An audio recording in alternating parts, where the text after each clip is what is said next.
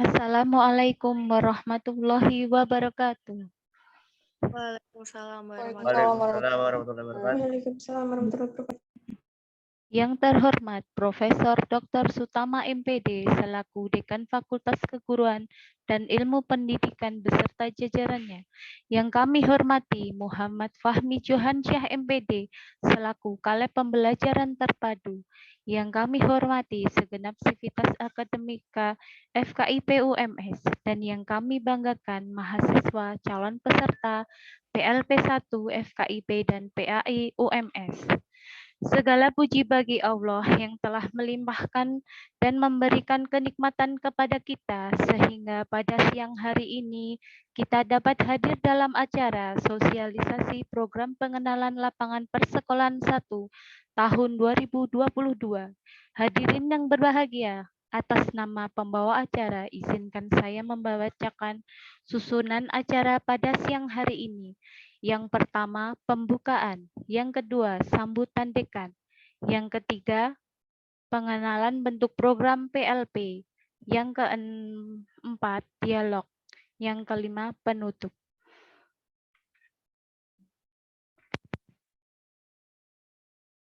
Hadirin yang berbahagia, sebelum memulai acara siang hari ini, marilah kita bersama mengucapkan bacaan Bismillah. Bismillahirrahmanirrahim. Bismillahirrahmanirrahim. Acara yang berikutnya adalah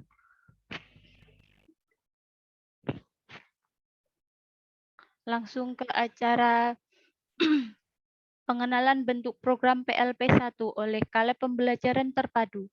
Kepada Muhammad Fahmi Johansyah MPD, dipersilahkan. Baik, matur suwun Bu Lilis. Assalamualaikum warahmatullahi wabarakatuh. Waalaikumsalam warahmatullahi wabarakatuh. Yang terhormat Profesor Dr. Sutama MPD, Dekan FKIP UMS, Bapak Ibu Wakil Dekan FKIP UMS, kemudian Ibu GJM, Kepala Lab Fakultas, dan tenaga kependidikan mikro teaching.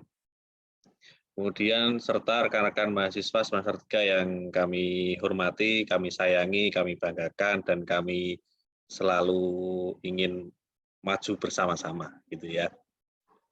Oke, puji syukur kita panjatkan kepada Allah Subhanahu wa Ta'ala, sehingga kita bisa berkumpul secara daring hari ini tanpa ada suatu kurang apapun.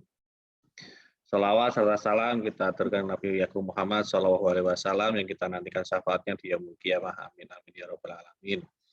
Ini sedianya Prof. Tama sebetulnya akan membuka acara pada siang hari ini, tetapi karena ada kendala teknis jadi sudah penuh dan ada agenda lain sehingga Prof. Tama titip salam kepada adik-adik semua.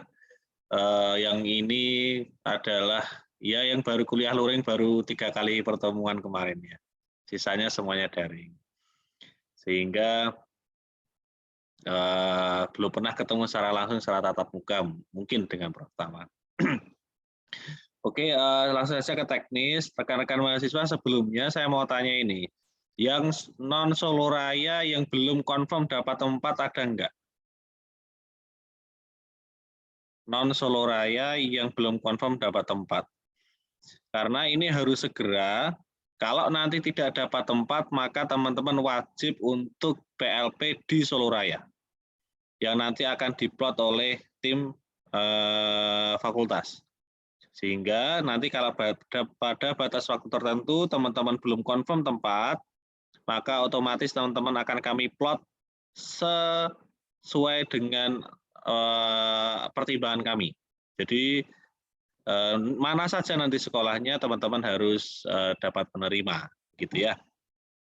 Oke, hari ini kita akan penjelasan mengenai teknis ini walaupun masih 1 bulan, tetapi ini perlu kami sampaikan terlebih dahulu agar teman-teman bisa mempelajari buku panduan, bisa nanti bisa komunikasi dengan DPL, nanti DPL juga akan kami sosialisasi, tapi belum setelah kalian.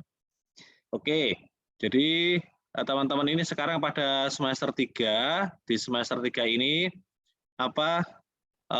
teman-teman akan melaksanakan yang namanya PLP1, Program Pengenalan Lapangan Persekolahan 1.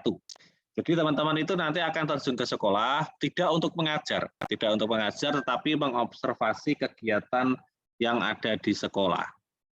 Jadi apa yang akan dilakukan di sana, nanti kita akan lihat di dalam buku panduan ini. Nanti kami akan share buku panduan ini pada teman-teman semua, bentuknya PDF, kami tidak mencetak, tapi nanti akan kami share kepada teman-teman melalui PDF. Oke, satu persatu nanti kita akan sampaikan di sini. Oke, kalau pengertian tadi sudah jelas ya bahwa PLP1 ini adalah mata kuliah wajib. Jadi teman-teman kalau tidak mengambil mata kuliah ini sampai kapanpun nggak akan lulus. Jadi walau nilainya E juga nggak lulus, nilainya D juga nggak lulus, maka teman-teman harus minimal nilainya adalah B. Nah ini maka karena ini mata kuliah dasar kependidikan dan sifatnya wajib, maka kami harap teman-teman nanti serius untuk melaksanakan PLP1.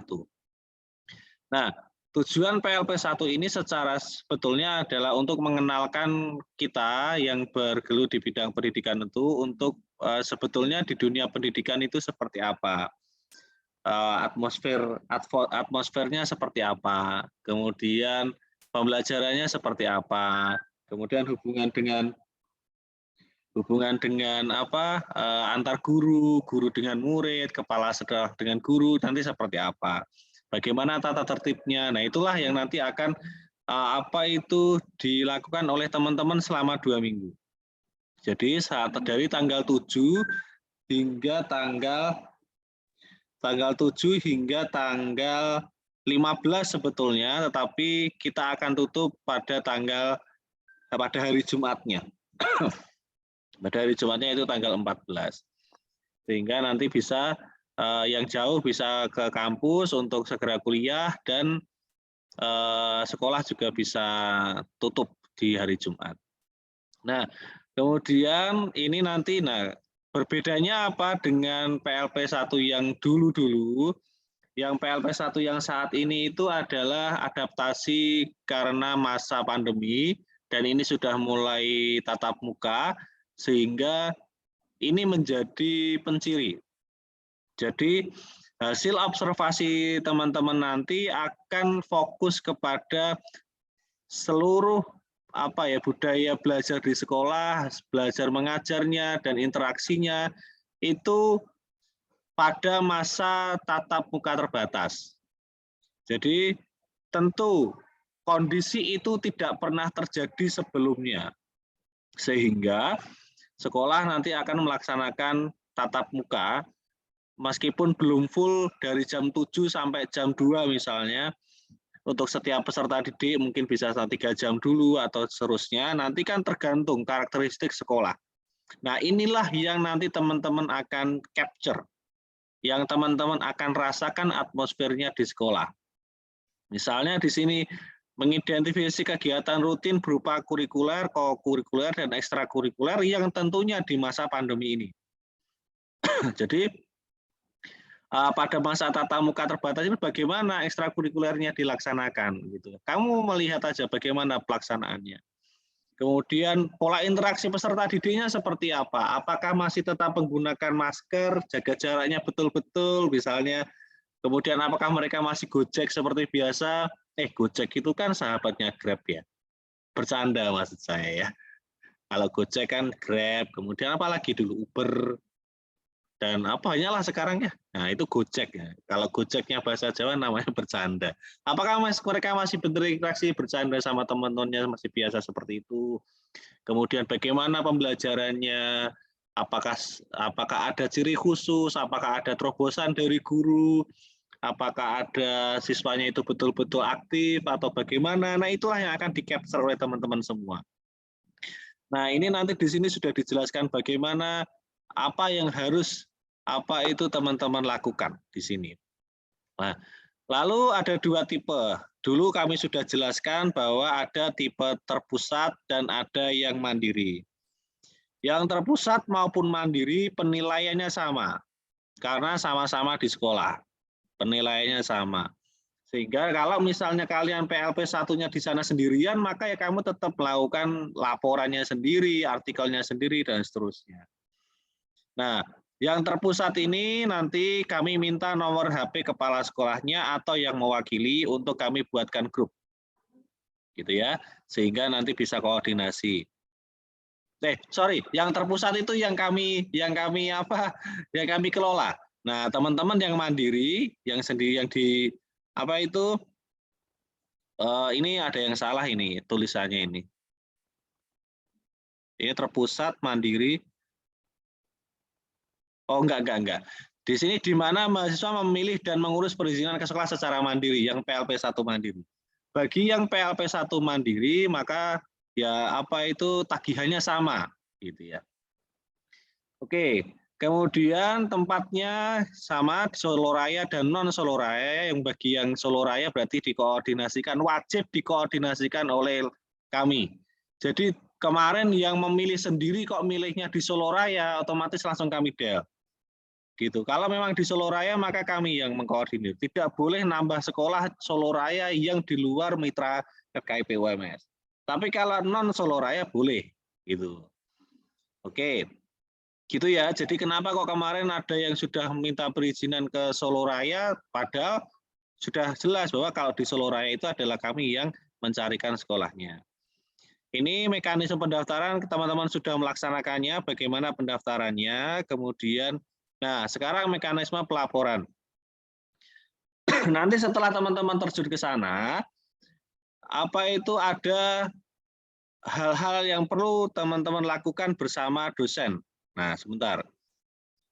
Penyusunan jadwal sudah tahu, sebentar. Dengan tugas dosen. Kita langsung ke dalam tugas dosen. Nah, nanti pada saat apa itu pelaksanaan terjun tanggal 7 itu teman-teman datang ke sana dulu. Kemudian dosen akan datang pada hari itu untuk menyerahkan ke sekolah bagi yang Solo Raya luring. Dosennya datang ke sekolah. Nah, bagi yang non Solo Raya penyerahannya daring. Maka teman-teman perlu menyiapkan link Google Meet. Atau dosennya nanti silakan berkoordinasi dengan dosennya untuk melakukan Google Meet penyerahan secara daring bagi yang non Solo Raya. Bagi yang Solo Raya secara luring dengan dosen akan membawa surat perjanjian kerjasama nanti yang akan ditandatangani bersama oleh kepala sekolah. Nah, kemudian pada saat penyerahan sudah selesai, teman-teman melaksanakan 1 minggu. Setelah 1 minggu itu nanti di hari Sabtu kah, atau di hari Jumat kah, atau di hari Senin minggu berikutnya, atau di hari Selasa berikutnya, akan ada yang namanya sharing session. Nah, sharing session ini dilakukan secara daring di semua sekolah dengan dosennya.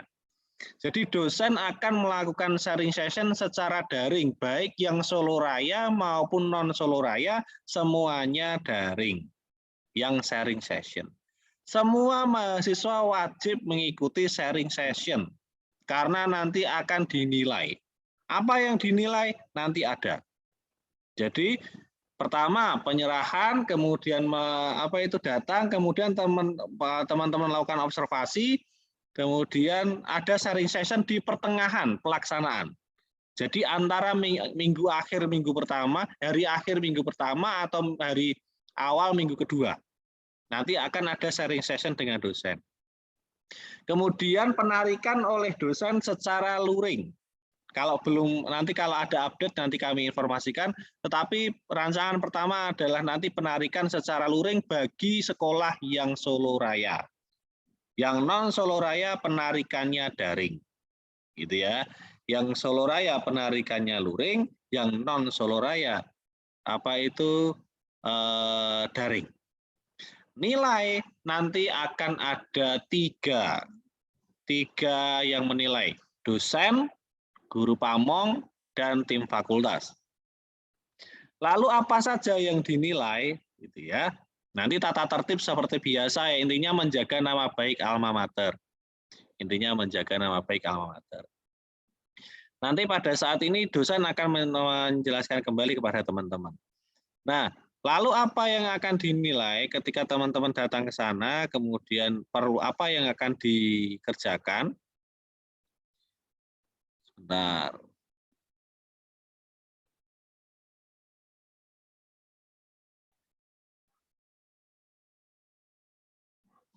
Jadi nanti kriterianya akan ini, keluarannya apa, aspek ini, kedisiplinan, tanggung jawab, kemudian hasil sharing session-nya, kemudian hasil diskusinya. Nah, kemudian bagaimana apa yang akan dinilai di sini. Nah, ada kriterianya nanti, teman-teman biar tahu. Pertama, yang dinilai pada saat sharing session. Nah, apakah teman-teman hadir tepat waktu? Apakah menceritakan pengalamannya dengan baik? Jadi menjelaskan dengan runtut dan seterusnya. Seluruh aspek ini akan dinilai oleh siapa? Oleh dosen yang melakukan sharing session dengan teman-teman semua. Gitu ya. Nih, penilaian pertama. Kemudian penilaian kedua adalah keaktifan peserta hasil diskusi. Jadi diskusi pada saat sharing session itu kan ada diskusi itu, dosen akan melakukan penilaian diskusinya. Kalau ini kan tadi ditanya satu-satu, kamu gimana di sana begini dan seterusnya. Nah, kemudian setelah itu akan ada diskusi gitu ya dengan dosen. Nah, diskusi inilah yang kemudian dinilai oleh dosen. Nah, ini dinilai oleh guru pamong. Nah, apa yang dinilai? Kedisiplinan, tanggung jawab, kepemimpinan, kemampuan kerjasama, kesetiakawanan, dan seterusnya hingga nanti mendapatkan skor akhir. Yang menilai siapa? Koordinator atau guru pamong di sekolah. Nanti teman-teman akan mendapatkan guru pamong di sekolah. Kemudian ini ketemulah nilai akhirnya gitu. Lalu apa tagihannya teman-teman?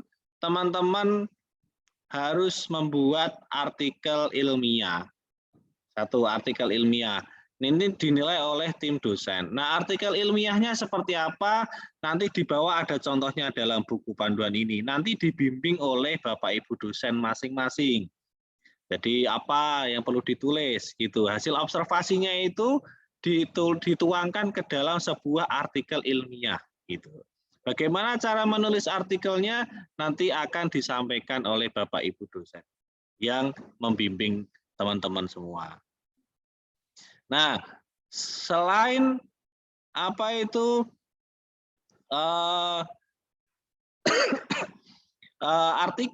nah teman-teman juga perlu membuat laporan akhir.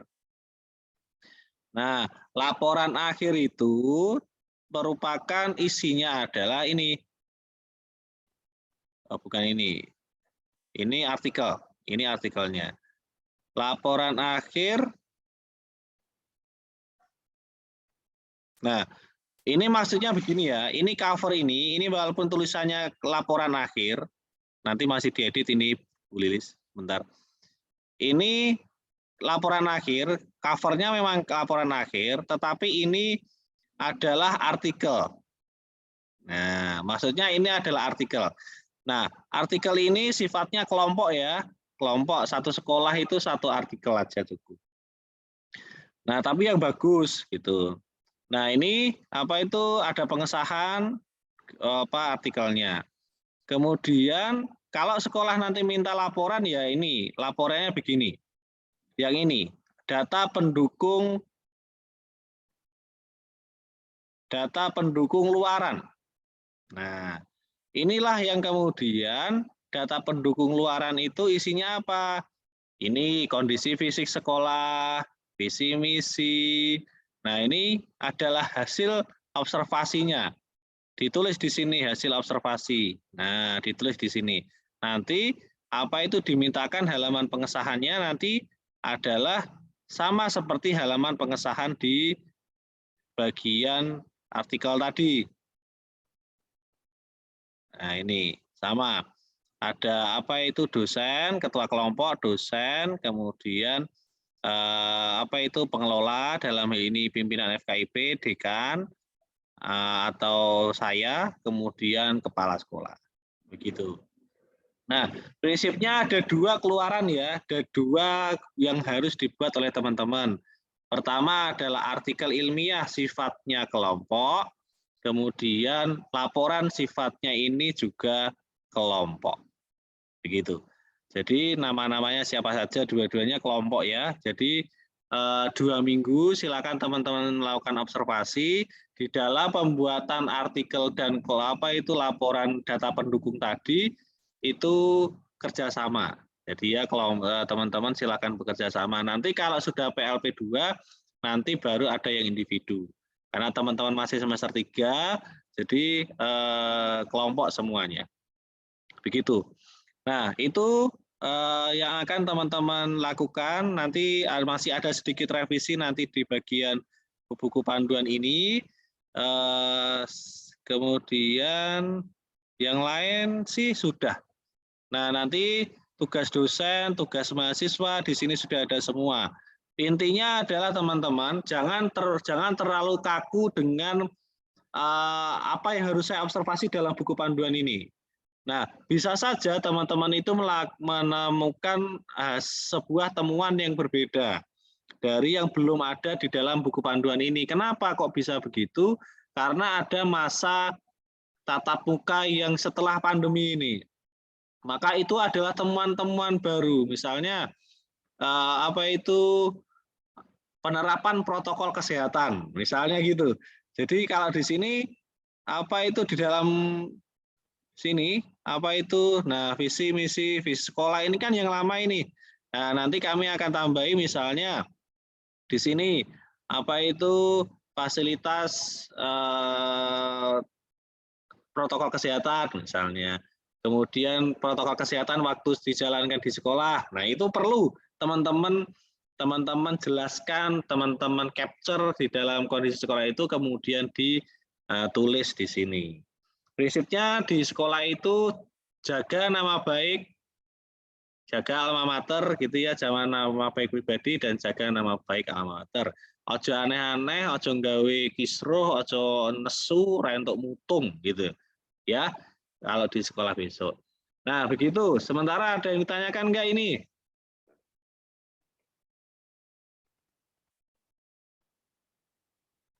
Ada yang ditanyakan enggak? Belum ada, Pak. Belum ada, Pak. Oke. Ya, silakan. Maaf, saya Navalvi dari Prodi PAI. Ya. Kemarin kan saya daftarnya pakai domisili Jawa Timur kan, Pak. Dan sekarang saya udah di Solo, terus itu gimana, Pak? Nah, kemarin sudah ngirim surat ke sekolahnya sana? Belum. Tapi kemarin milihnya mandiri? Iya. Tapi saya sekarang udah di Solo. Kemarin sudah dapat sekolah belum? Belum, Pak. Ya udah, langsung ke Pak Jarot, isi link mana ya tadi? Pokoknya link pendaftaran itu diisi kembali, terus ambil yang Solo Raya. Linknya yang mana ya, Pak? Linknya linknya bisa nanti di-share lagi sama Pak Jarot ya. Oke. Oke. Ada yang lain? Saya, Pak. Ya, apa? Nama saya Farida, saya ingin bertanya, yang bagian kelompok itu nanti kelompoknya dikasih tahu kapan ya, Pak? Terus kelompoknya dari Bapak sendiri apa gimana? Kelompoknya ya setiap sekolah toh, Mbak. Sekolah per satu kok iya kan kelompoknya kan satu sekolah itu bisa banyak ya Pak Jarot ya? Enggak, Pak, jurusannya berbeda-beda. Jurusannya beda-beda ya? Oke, nanti kami akan informkan ya kelompoknya ya. Enggak, Pak. Oke, baik, Pak. Oke, dalam pikiran saya sih per prodi, tapi saya perlu confirm dulu. Nanti saya ingatkan ya. Oke, makasih untuk itu. Oke, yang lain? Izin tanya, Pak. Ya. Untuk buku panduannya nanti akan di-share ya, Pak? Iya. Sama recordannya ini? Ya. Recordannya. Oke. Pak. Baik, Pak. Terima kasih. Oke. Ya. Tadi mesti sinyalnya hilang. Oke, yang lain? Oke, yang non Solo Raya. Pak. Gimana Mbak Mela? Nggih, itu kan pelaksanaannya kurang lebih 2 minggu nggih, Pak. Lah itu Ya. apakah 2 minggu full atau nanti kesepakatan antara sekolah gitu dengan Ya full dong, Senin sampai Jumat gitu dong, ya. Masa nanti kesepakatan nanti seminggu cuma datang sekali. Nggih, terima kasih Bapak. Ya, nggih. Ada lagi? Mohon maaf Pak, izin bertanya. Ya.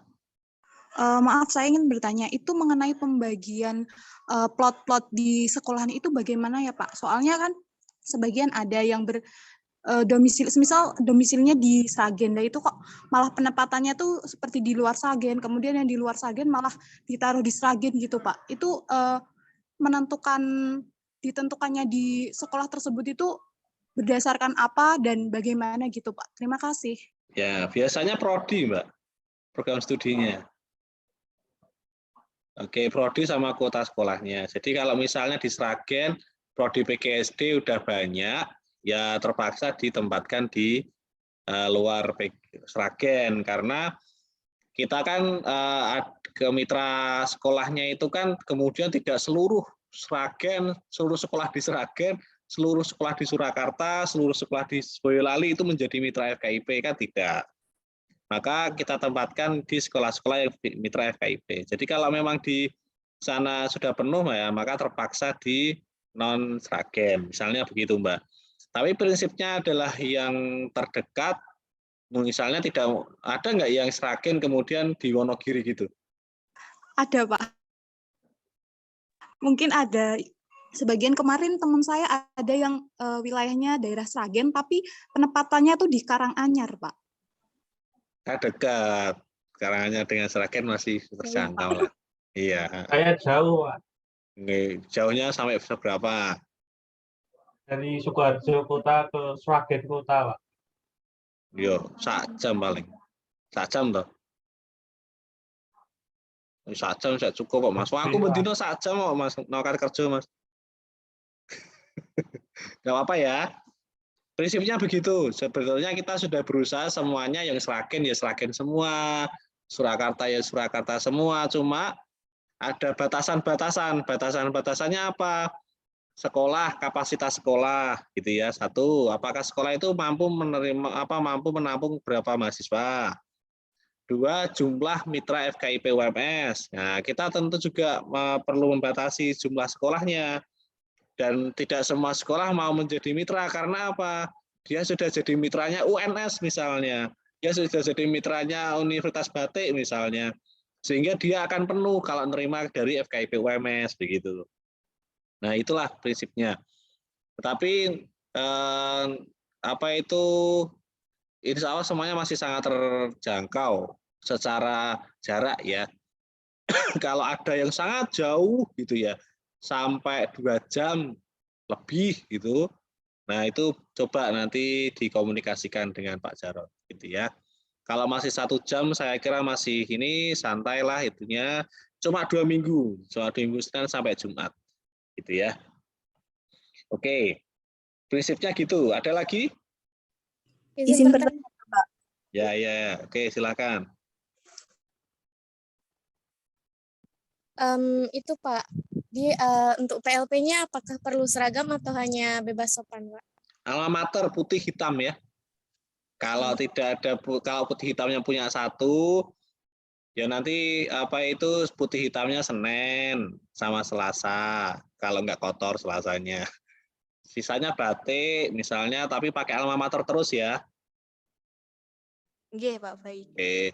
Alma mater, kemudian sepatunya yang bagus, yang hitam itu loh, ya, yang sepatu yang resmi lah istilahnya gitu, batik, terus celana hitam, rok hitam gitu ya, jangan pakai celana jeans, nanti ada di situ aturannya ya, tidak boleh pakai jeans gitu. Sebetulnya normalnya adalah putih hitam terus, tetapi kalau kamu hanya punya 1, ya 2 hari gitu. Misalnya kan Senin dipakai terus Selasa Rabu dicuci setrika, Kamis dipakai, Jumat batik misalnya, kemudian pakai alma mater. Gitu ya. Oke, prinsipnya itu. Prinsipnya pakai alma mater, putih hitam. Nah, tapi kalau misal itu nanti diatur di sekolah gitu ya. Senin, prinsipnya kalau saya ngaturnya Senin itu putih hitam. Harus Senin putih hitam. Nanti di hari Kamis juga putih hitam misalnya. Nanti Selasa, Rabu, sama Jumat batik, celana panjang atau rok hitam, kemudian alma mater. Alma mater tidak boleh dilepas karena teman-teman di sana adalah membawa nama UMS. Ya. Nggih, Pak. Oke. Terus yang lain? Pak, izin Izin bertanya. bertanya, Bapak. Ya, Mbak Ramdhani dulu. Pak, bagaimana jika ada teman yang tidak mau ikut adil dalam pembuatan artikel ilmiah? Nah, nanti disampaikan kepada dosennya. Nanti kalau tetap tidak mau andil dalam pembuatan artikel ilmiah, dosennya akan menilai mahasiswa tersebut sesuai dengan apa yang dilakukannya. Gitu. Kalau dosennya nanti ngasih nilai jelek, ya bisa ngulang lagi PLP 1-nya. Mengulangnya kapan? Tahun depan. Jadi lulusnya mundur 1 tahun.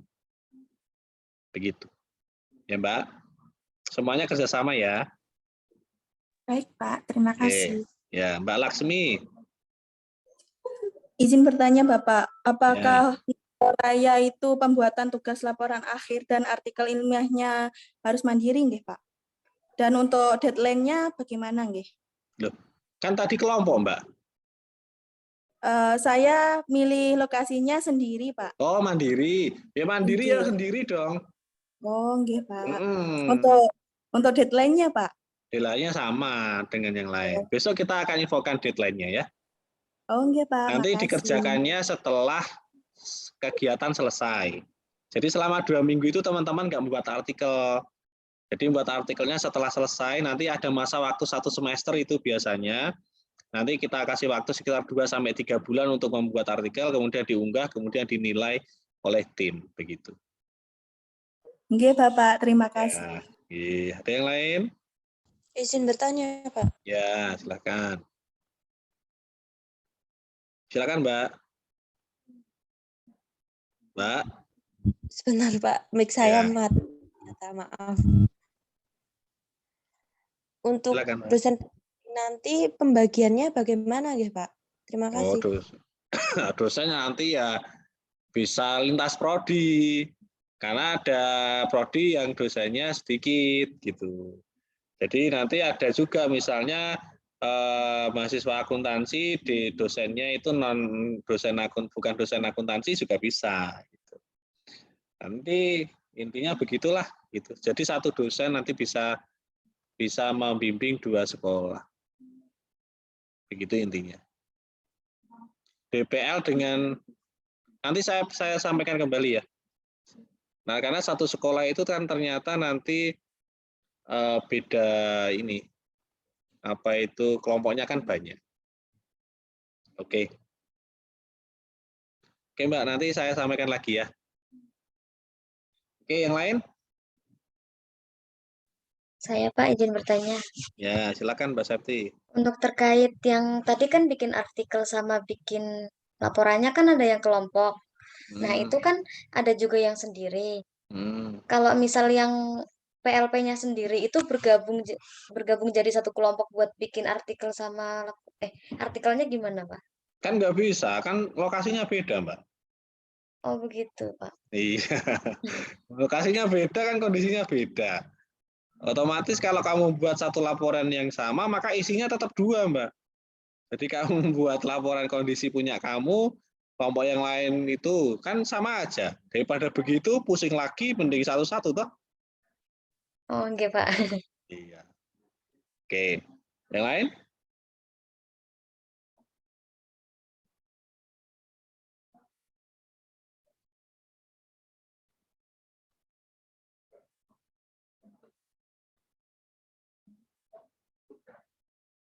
Oke. Kalau tidak ada, kita nanti share buku panduannya dan saya masih punya PR yang nanti yang kelompok sama DPL-nya ya. Oke. Sementara begitu yang non Solo Raya pastikan teman-teman sudah dapat tempat sebelum pelaksanaan ya. Oke. Saya rasa itu ketuaan kita siang hari ini, semangat untuk UAS-nya sambil prepare untuk PLP-nya. Oke. Terima kasih. Wassalamualaikum warahmatullahi wabarakatuh.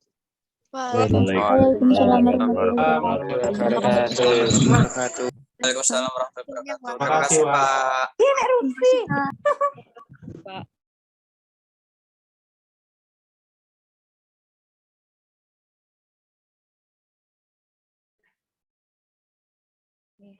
Terima kasih.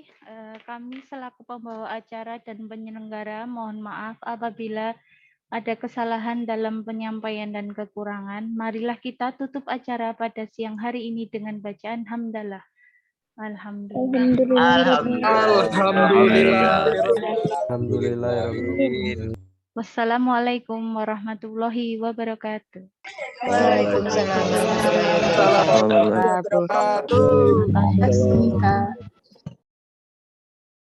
Waalaikumsalam.